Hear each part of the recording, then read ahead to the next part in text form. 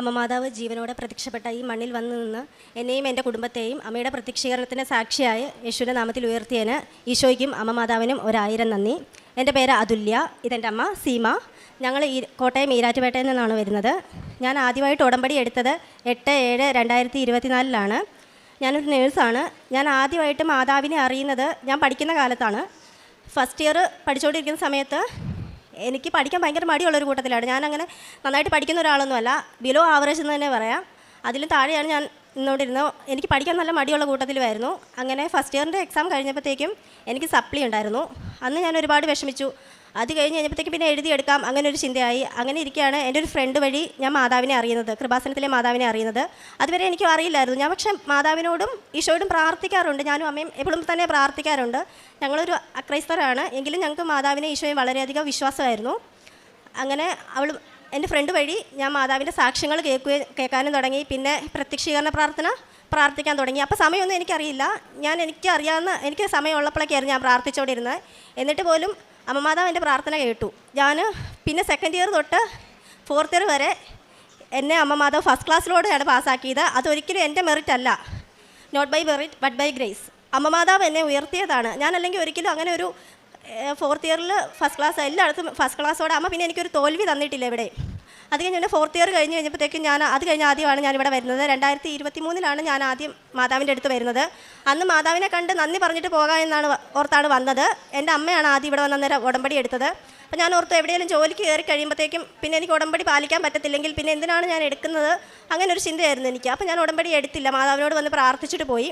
അത് കഴിഞ്ഞപ്പോഴത്തേക്കും പിന്നെ ജോലിക്ക് കയറാമെന്നുള്ള ആഗ്രഹം എൻ്റെ മനസ്സിൽ നിന്ന് അങ്ങ് പോയിട്ട് വിദേശത്ത് പോകണം എന്നൊരു ചിന്തയായി എനിക്ക്. അപ്പം ഞാൻ OET പഠിക്കാൻ തീരുമാനിച്ചിട്ട് അന്നേരം ഞാൻ ഓർത്തെന്നാൽ എനിക്ക് ഉടമ്പടി എടുക്കാം. ഞാൻ ഉടമ്പടി എടുത്തു കഴിഞ്ഞ് ഉടമ്പടി എടുത്തു കഴിഞ്ഞ് OETക്ക് ചേരാമെന്ന് കരുതി ഞാൻ ഉടമ്പടി എടുത്തു, OETക്ക് ചേർന്നു. എനിക്ക് ലാംഗ്വേജൊക്കെ കൈകാര്യം ചെയ്യാൻ ഭയങ്കര ബുദ്ധിമുട്ടുള്ള ഒരാളായിരുന്നു.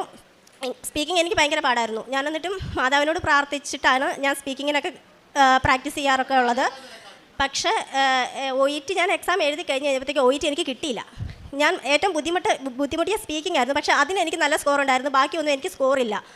അപ്പോൾ പിന്നെ എനിക്ക് പിന്നെ നിരാശയായി. പിന്നെ ഞാൻ വേണ്ടെന്ന് വെക്കാമെന്ന് വെച്ചു. OET വേണ്ട, എല്ലാവരും എൻ്റെ അടുത്ത് OET ഇനി എഴുതുമെന്ന് പറഞ്ഞു. ഞാൻ വേണ്ടെന്ന് വെച്ചു. ഞാൻ ജോലിക്ക് കയറി. അത് കഴിഞ്ഞ് കുറേ കഴിഞ്ഞപ്പോഴത്തേക്കും എനിക്ക് സൗത്തിക്ക് പോകണമെന്നൊരു ആഗ്രഹം തോന്നി. അങ്ങനെ ഒരു ഓപ്പർച്യൂണിറ്റി വന്നു.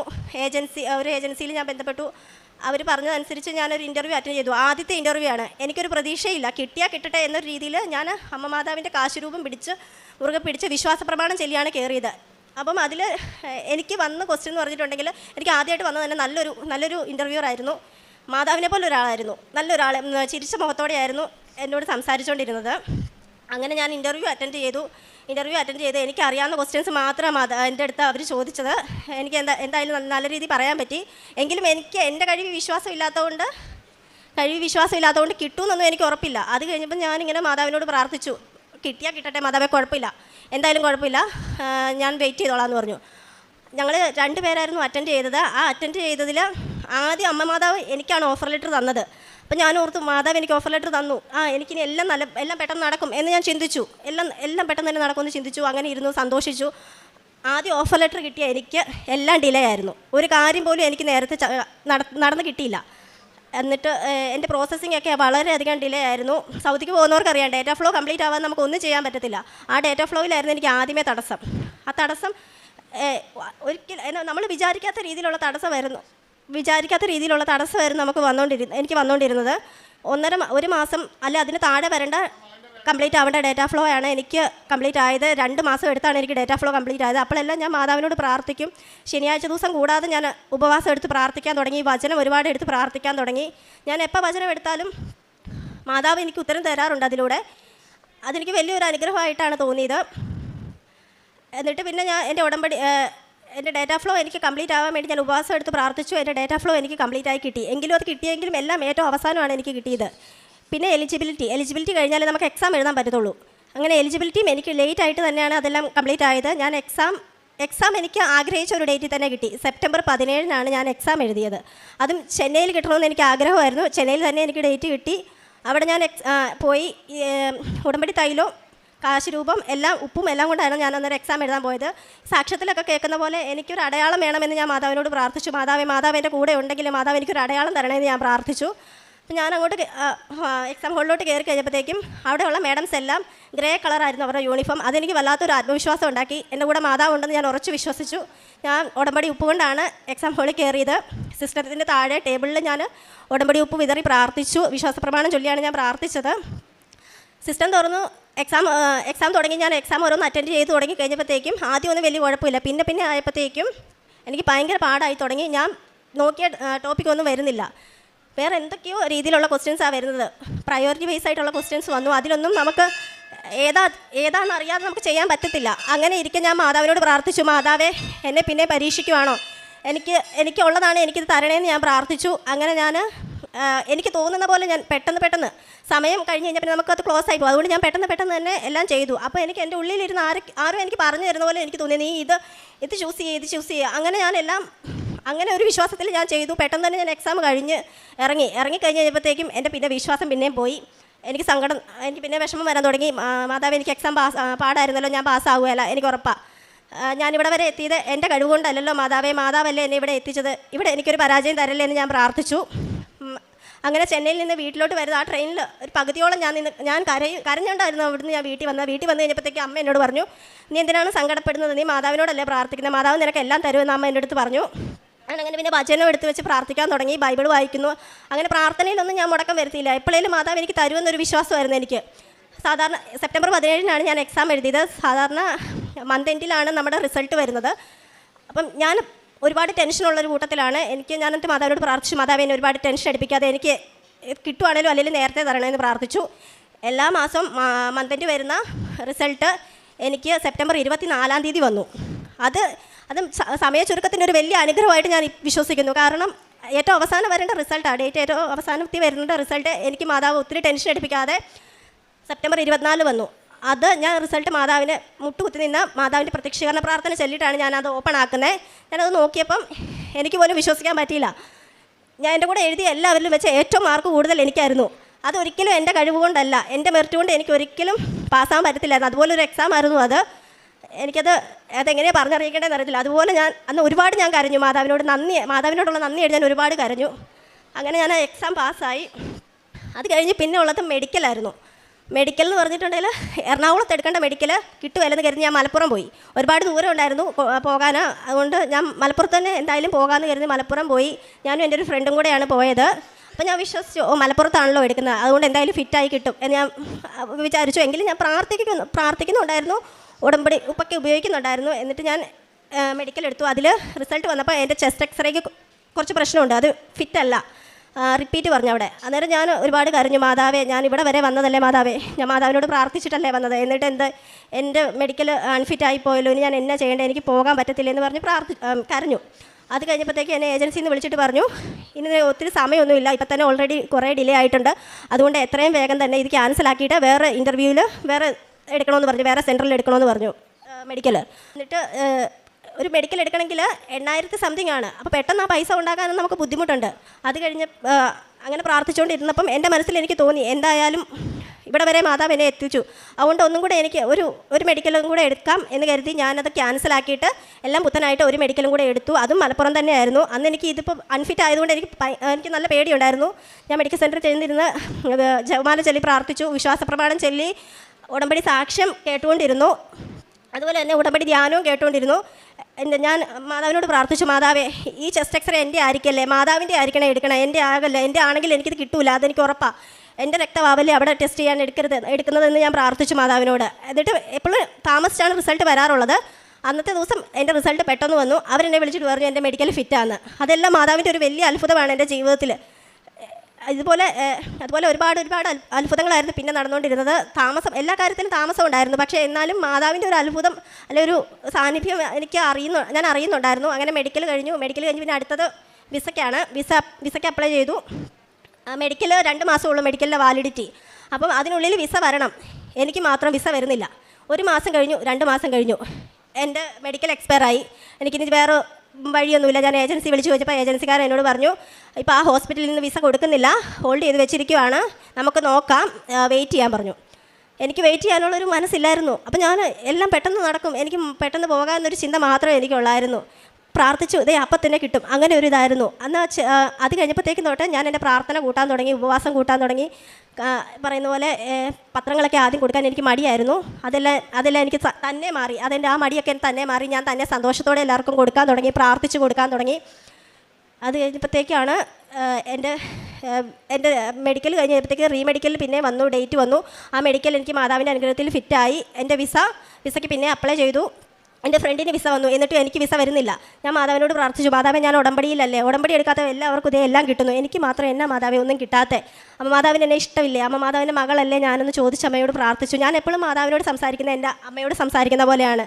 ഞാൻ അമ്മയുടെ മകളല്ലേ എന്ന് ചോദിച്ചാൽ ഞാൻ മാതാവിനോട് സംസാരിക്കാറുള്ളൂ. എന്നിട്ട് അപ്പോഴൊന്നും എനിക്ക് അടയാളങ്ങളൊന്നും കിട്ടുന്നില്ല. ഞാൻ വചനം എടുത്തപ്പോഴാണെങ്കിലും എനിക്കൊന്നും മനസ്സിനൊരു സന്തോഷമൊന്നും കിട്ടുന്നില്ല. അങ്ങനെ ഞാൻ പിന്നെയും ഒരുപാട് പ്രാർത്ഥിച്ചു. പ്രാർത്ഥനയിൽ നിന്ന് പോകാൻ എനിക്ക് തോന്നിയിട്ടില്ല. ഞങ്ങളൊരു ഹിന്ദു ആയതുകൊണ്ട് തന്നെ എല്ലാവരും പറയും, കൃപാസനത്തിൽ പോയിട്ട് ഇത്ര നീ പ്രാർത്ഥിച്ചു, നീ എന്തോരം പ്രാർത്ഥിക്കുന്ന കൊച്ചാ, നിനക്ക് എന്തെങ്കിലും കിട്ടുന്നുണ്ടോ, ഒന്നും കിട്ടുന്നില്ലല്ലോ, അല്ലെങ്കിൽ നീ നിങ്ങളുടെ വിശ്വാസത്തിൽ പ്രാർത്ഥിക്കുക, അങ്ങനെയൊക്കെ പറഞ്ഞവരുണ്ട്. അപ്പോഴൊക്കെ ഞാൻ ഒരുപാട് സങ്കടപ്പെട്ടു. ഞാൻ മാതാവിനെ മാത്രം, ജീവനുള്ള ഈശോയിൽ ഉയർത്തെഴുന്നേറ്റ് ഈശോയിൽ വിശ്വസിക്കുന്നു, അമ്മ മാതാവിൽ വിശ്വസിക്കുന്നു, എന്നിട്ട് എനിക്ക് മാത്രം എന്താ ഇങ്ങനെ ഒരു വിഷമം വരുന്നതെന്ന് ഞാൻ പ്രാർത്ഥിച്ചു, അമ്മയോട് ചോദിച്ചു. അത് കഴിഞ്ഞപ്പോഴത്തേക്കും ഫെബ്രുവരി 2 എൻ്റെ വിസ എനിക്ക് വന്നു.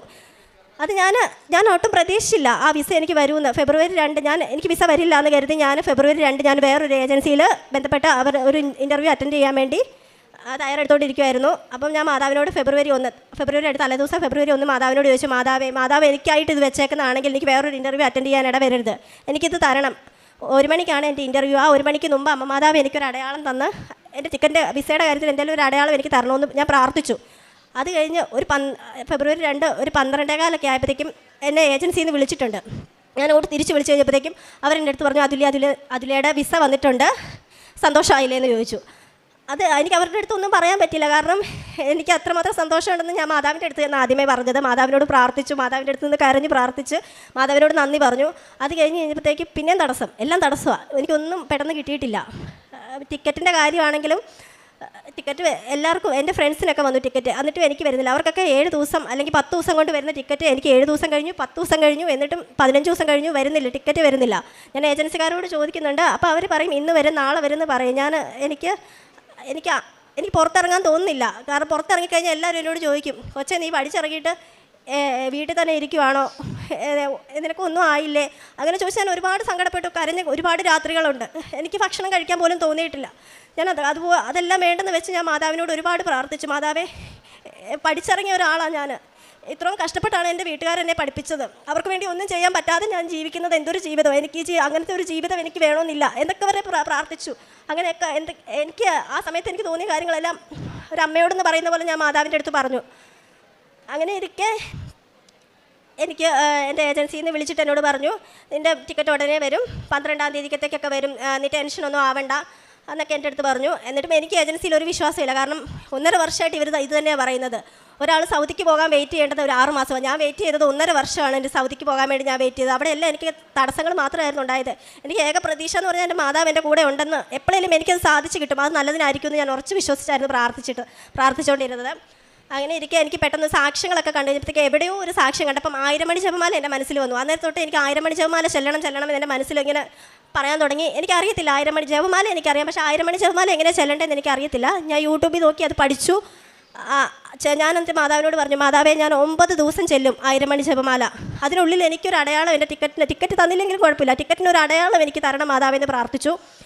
അങ്ങനെ പ്രാർത്ഥിച്ച് ഞാൻ അന്നത്തെ ദിവസം, അതായത് 1000 മണി ജപമാല ചെല്ലുന്ന ദിവസങ്ങളിലെല്ലാം ഞാൻ നോയമ്പെടുത്തിട്ടായിരുന്നു ചെല്ലിക്കൊണ്ടിരുന്നത്. അത്ര വിശുദ്ധിയോടെ ചെല്ലണമെന്ന് എനിക്ക് വലിയൊരു ആഗ്രഹമായിരുന്നു. അത് കഴിഞ്ഞ് ഞാൻ എന്നിട്ട് ഈശോയുടെ മാതാവിനോട് പറഞ്ഞു, മാതാവേ ഈശോയുടെ എഴുന്നേൽപ്പ് മാസമാണിത്, ഏപ്രിൽ 5 ഈസ്റ്ററാണ്, ഈസ്റ്ററിൻ്റെ സമ്മാനമായിട്ട് എൻ്റെ ടിക്കറ്റിനൊരു അടയാളം, എൻ്റെ ടിക്കറ്റിൻ്റെ കാര്യത്തിൽ എന്തെങ്കിലും ഒരു സന്തോഷം എനിക്ക് തരണേന്ന് ഞാൻ പ്രാർത്ഥിച്ചു. അധികം ഞാൻ മാതാവിനോട് പറഞ്ഞു, മാതാവേ ഞാൻ 1.5 വർഷമായിട്ട് ഞാൻ ഇതിൻ്റെ പേര് കരയുന്നു, എൻ്റെ കരച്ചിലൊന്നും കേൾക്കുന്നില്ല ആരും, ഞാൻ 1.5 വർഷമായിട്ട് പ്രാർത്ഥിച്ചു, എൻ്റെ ഉടമ്പടി ഏപ്രിൽ 14-ാം തീയതി കഴിയും, അതിന് മുമ്പ് അമ്മ മാതാവ് എനിക്കിത് തന്നില്ല എങ്കിൽ ഞാൻ മാതാവിനോട് ഇനി ഇതിനെപ്പറ്റി പറയത്തില്ല എന്ന് ഞാൻ പറഞ്ഞു മാതാവിൻ്റെ അടുത്ത്. ഇനി ഞാൻ പ്രാർത്ഥിക്കത്തില്ല, കാരണം എനിക്കിതുള്ളതല്ല എന്നാണല്ലോ അതിൻ്റെ അർത്ഥം. അതുകൊണ്ട് ഞാൻ ഇനി പറയത്തില്ല മാതാവേ, ഞാൻ ഇനി ഉടമ്പടിയിൽ അമ്മയുടെ കൂടെ നിൽക്കേണ്ട എന്ന് അമ്മയുടെ തീരുമാനമെങ്കിൽ എനിക്കത് മനസ്സിലാക്കി ഏപ്രിൽ 14-ന് മുമ്പ് എൻ്റെ ടിക്കറ്റ് വന്നില്ല എങ്കിൽ പിന്നെ മാതാവിനെ ഞാൻ ശല്യപ്പെടുത്തത്തില്ല എന്നൊക്കെ പറഞ്ഞു. അത് കഴിഞ്ഞ് 1000 മണി ജപമാല ഞാൻ ചൊല്ലിക്കൊണ്ടിരിക്കുന്ന സമയത്തെല്ലാം ഇതെല്ലാം കഴിയുമ്പോൾ ഞാൻ മാതാവിനോട് പ്രാർത്ഥിക്കും, മാതാവേ ഒരടയാളം ഇന്ന് തരണേ. അന്നൊന്നും എനിക്ക് തന്നില്ല. 5ാമത്തെ പ്രാവശ്യം ചൊല്ലി 6, 7 ഒക്കെ ആയി. അത് കഴിയുമ്പോഴത്തേക്ക് ഈസ്റ്റർ ഏപ്രിൽ 5. അപ്പോൾ ഞാൻ ഈശോയോട് ചോദിച്ചു, ഈശോയെ എനിക്കൊരു സമ്മാനമായിട്ട് തരുന്നില്ല എൻ്റെ ടിക്കറ്റ്, അല്ലെങ്കിൽ എന്തെങ്കിലും ഒരു അടയാളം തരുന്നില്ല എന്ന് ഞാൻ ചോദിച്ചു കഴിഞ്ഞപ്പോഴത്തേക്കും അന്ന് എനിക്കൊന്നും നടന്നില്ല. ഈ എല്ലാ സങ്കടങ്ങളും എനിക്ക് തന്നെങ്കിൽ പോലും മാതാവ് എനിക്ക് വേണ്ടി നല്ലത് വെച്ചിട്ടുണ്ടായിരുന്നു. അതുകൊണ്ട് അങ്ങനെ ഞാൻ 5-ാം തീയതി കഴിഞ്ഞ് 6-ാം തീയതി ആയപ്പോൾ ഞാനിങ്ങനെ ഓർത്ത് ഒന്നും വന്നില്ലല്ലോ. അത് ഞാൻ ഇങ്ങനെ ചുമ്മാ ഇരിക്കും, ഫോണിൽ ഇങ്ങനെ നോക്കി കഴിഞ്ഞപ്പോഴത്തേക്കും എൻ്റെ ഏജൻസിയിൽ നിന്ന് എന്നെ വിളിച്ചിട്ടുണ്ട്.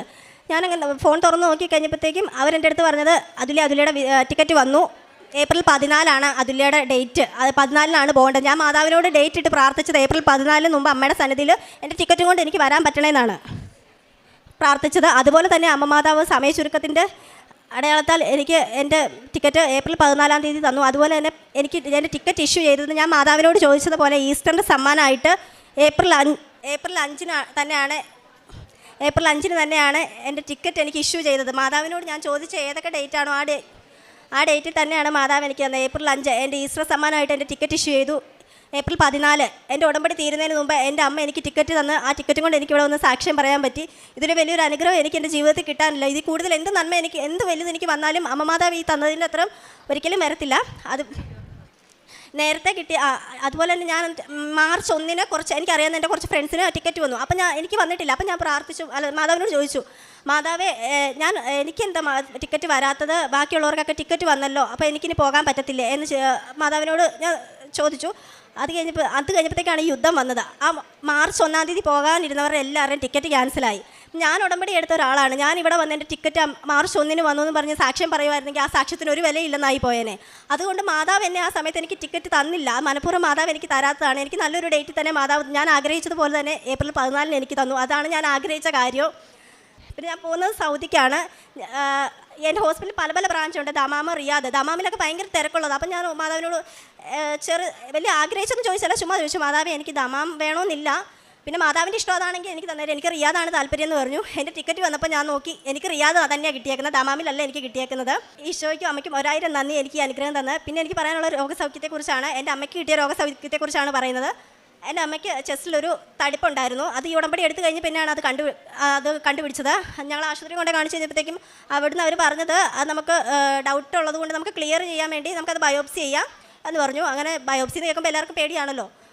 ഞങ്ങൾക്ക് കിട്ടിയ ഡേറ്റ് എന്ന് പറഞ്ഞാൽ ഡിസംബർ 7 അമ്മയുടെ പ്രത്യക്ഷീകരണത്തിൻ്റെ ദിവസത്തിലാണ് ഞങ്ങൾക്ക് ടെസ്റ്റിനുള്ള ഡേറ്റ് കിട്ടിയത്. 2:30 സമയമായിരുന്നു. അപ്പോൾ തന്നെ ഞാൻ വിശ്വസിച്ചു അമ്മയ്ക്ക് ഒരു കുഴപ്പമില്ലെന്ന് വിശ്വസിച്ചു. അങ്ങനെ റിപ്പോർട്ട് വന്നു, അമ്മയ്ക്ക് ഒരു കുഴപ്പമില്ല, നോർമലായിട്ടുള്ള റിസൾട്ടാണ് കിട്ടിയത്. അതുപോലെ തന്നെ 14 വർഷമായിട്ട് അമ്മയുടെ ഇടത്തെ കാലിൻ്റെ മുട്ടിന് മണ്ടയിൽ ഒരു തടിപ്പുണ്ടായിരുന്നു. ആ തടിപ്പ് 14 വർഷമായിട്ട് ആയതുകൊണ്ട് തന്നെ അവർ വലുതായതുകൊണ്ട് അവർ പറഞ്ഞു ഇത് നമുക്ക് റിമൂവ് ചെയ്തിട്ട് ഓപ്പറേഷനിലൂടെ റിമൂവ് ചെയ്തിട്ട് നമുക്കത് ബയോപ്സിക്ക് അയക്കണമെന്ന് പറഞ്ഞു. അന്നും ഞങ്ങൾ ഇതുപോലെ ഒരുപാട് പ്രാർത്ഥിച്ചു. വിശുദ്ധ തൈലവും ഉപ്പും ഉപയോഗിച്ചാണ് പ്രാർത്ഥിച്ചുകൊണ്ടിരുന്നത്. വിശുദ്ധ തൈലം കൊണ്ട് ഉപ്പും കൊണ്ട് ഞങ്ങൾക്ക് ഒരുപാട് രോഗസൗഖ്യങ്ങൾ വന്നിട്ടുണ്ട്. ആ റിസൾട്ട് വന്നു. ആ റിസൾട്ടിലും അമ്മയ്ക്ക് ഒരു കുഴപ്പമില്ല.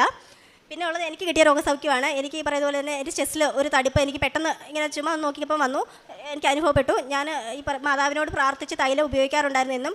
പിന്നെ ഹോസ്പിറ്റലിൽ കൊണ്ട് കാണിച്ച് കഴിഞ്ഞപ്പോഴത്തേക്ക് അവർ പറഞ്ഞു നമുക്കൊരു ഡൗട്ട് വെച്ചുകൊണ്ടിരിക്കേണ്ട, നമുക്ക് എന്തായാലും ഒരു USG ചെയ്ത് നോക്കാം.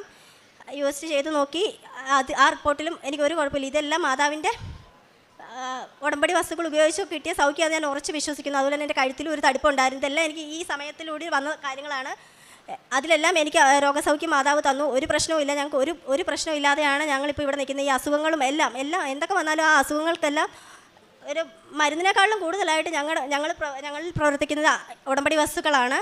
അമ്മ മാതാവ് തന്ന ഈ അനുഗ്രഹം, അമ്മ മാതാവിലൂടെ എന്ന് ജീവിക്കാനാണ് ഞാനും എൻ്റെ കുടുംബവും ആഗ്രഹിക്കുന്നത്. എന്നും ഈ ഉടമ്പടിയിൽ ജീവിച്ച് അമ്മയുടെ മകളായി മുമ്പോട്ട് ജീവിക്കണമെന്നാണ് ഞാൻ ആഗ്രഹിക്കുന്നത്. പിന്നെ കാരുണ്യ പ്രവർത്തികളായിട്ട് ചെയ്യുന്നത് പത്രം കൊടുക്കുക. ആദ്യമൊക്കെ മടിയുണ്ടായിരുന്നു. പിന്നെ മാതാവിനോട് അടുത്ത് തുടങ്ങി കഴിഞ്ഞപ്പോൾ ആ മടിയെല്ലാം മാറി. ഞങ്ങൾ പള്ളിയിൽ അവിടെയുള്ള ആൾക്കാർക്ക് കൊടുക്കും, വഴിയരികിലിരിക്കുന്നവർക്ക് കൊടുക്കും. പിന്നെ ആ കൂടത്തിൽ തന്നെ ചോറും പൊതി ഞങ്ങൾ കെട്ടി കൊടുക്കാറുണ്ട്. പിന്നെ ഹോസ്പിറ്റലിൽ ആൾക്കാരെ പോയി കാണുക, അവരോട് മിണ്ടുക, പിന്നെ അവർക്ക് ചോറ് പൊതിയൊക്കെ കൊടുക്കുക, ഇതൊക്കെ ചെയ്യാറുണ്ട്.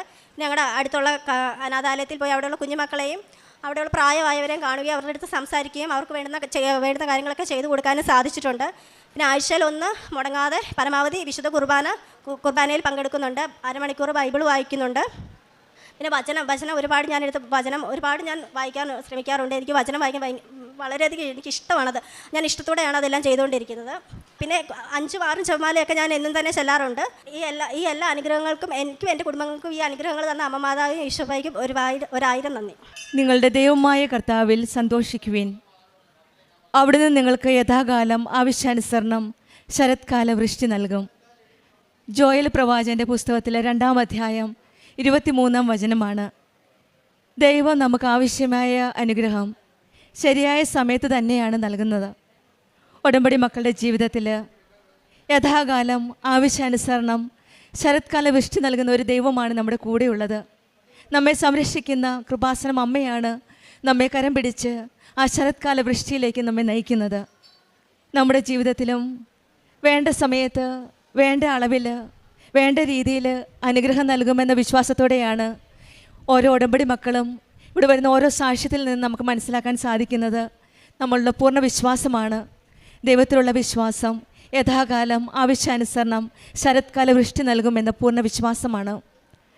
നമ്മുടെ ജീവിതത്തിൽ ഒരുപക്ഷെ ചില സമയങ്ങളിൽ വരണ്ട മണ്ണ് പോലെയാവാം.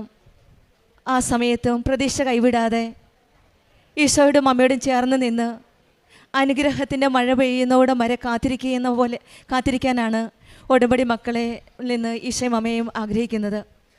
നിരാശയിൽ നിന്ന് പ്രത്യാശയിലേക്കാണ് ഉടമ്പടി മക്കളെ നയിക്കുന്നത്.